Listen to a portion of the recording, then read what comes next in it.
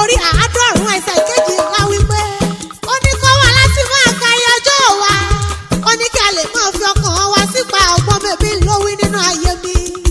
Àwọn ọmọ rẹ̀ ló pè mí lórí aago, wọ́n ní Àlàmọ̀kẹ́, wọ́n ní bí ò sí ṣú kí làbá mọ̀ pé níyàn o, wọ́n ní bí ò bá sí kì í nígbó kí làbá fi kàǹgà sínú ilé, wọ́n ní bí ò bá sí tọ̀lọ́kọ̀ tó wà wá wáyé, wọ́n ní báwo la bá ṣe dènà ayé mi.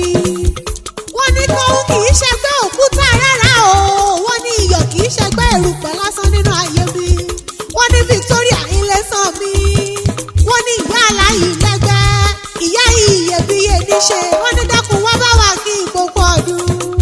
Mo gbọ́ bí mo ti ń wí o, ìyá ọmọ, ilé ńlọba wà kówó òde, ẹ̀kúlé ńlọba wà kọ́wọ́ ọ̀dẹ̀, yàrá ńlọba wà kọ́wọ́ kankan lé, torí ire lèmi Àlàmọ̀kẹ́ fi ń perí rẹ, àwọn ọmọ rẹ lọ́rọ́ mi wá bí. Wọ́n ní wá ṣe wẹ́rẹ́wẹ́rẹ́wẹ́rẹ́ o, wọ́n ní kí n wá relé bàbá tó bí ọlọ́mọ, ọmọ Bíṣọ́ọ̀bù Ayọ̀délé, Ìdó Àní nípínlẹ̀ Oǹdó níṣẹ̀lẹ̀ àwọn bàbá rẹ̀. Mo forí balẹ̀ lọ́dọ̀ àwọn bàbá rẹ̀ kí n tó wọlé wá. Ìdó Àní àníhùn tálejò ní rárá o, àjèjì tó bá fojú di Ìdó Àní mi bẹ́ẹ̀ bọ̀rọ̀ agbónítọ̀ ńlọ ni. Èjì nígbẹ́ nìyẹn ará ìlàgbẹ̀ẹ́dẹ́, ọmọ ẹkùn tí ń gbórí òkè téńté jágun, ọmọ àtòkò Yorùbá rúbọ, ọmọ àtẹ̀gì kígbẹ̀ kó ṣòde, òtẹ́gbòkú ọ̀nà ṣọ́fíṣù.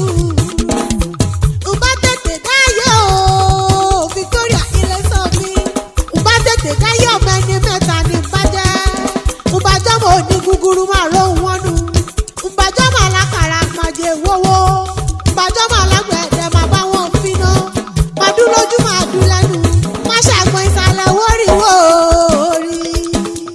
Àmọ́ lójú Olódùmarè ni wọ́n jẹ́, àmọ́ lọ́dún ọjọ́ mẹ́jọ mẹ́jọ, ọmọ àgbàgbò ṣọ̀ṣẹ̀ bẹ́bí ni ó, amúmọ̀lú ṣọdún ìgbà kan, ọmọ àjíbọ́ọ̀lù gbàlà sọ̀rọ̀ kẹ́lẹ́kẹ́lẹ́, ọmọ àjífàlélúyà wọ́gùn èṣù palẹ̀ bẹ́bí ni wọ́n ṣe. Ọlọ́run ọba òmò níyọwọ́ lọ́rọ̀ rẹ lórúkọ Jésù Kristi ọba. Mo ní kó gbọ́ bí olúgbógbó ti gbó Victoria, ọmọ Bíṣọ́ọ̀bù Ayọ̀délé, aya Ilésàn mi, kó gbọ́ bí olúgbógbó ti gbó, kó gbọ́ bí àgbàkàgbàkà nílẹ̀ Ifẹ̀ lọ́jọ́ sí, kó fọ̀bọ̀ owó ṣòkè